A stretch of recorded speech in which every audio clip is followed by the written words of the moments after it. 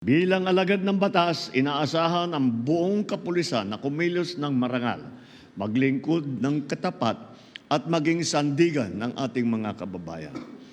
Iwasan ninyo ang paggamit ng pribilehiyo para sa pansariling benepisyo. Maging instrumento kayo sa katuwiran, kapayapaan at kaunlaran. Continue to engage with communities and partner with local governments and stakeholders. Strengthen your cooperation with all the other agencies.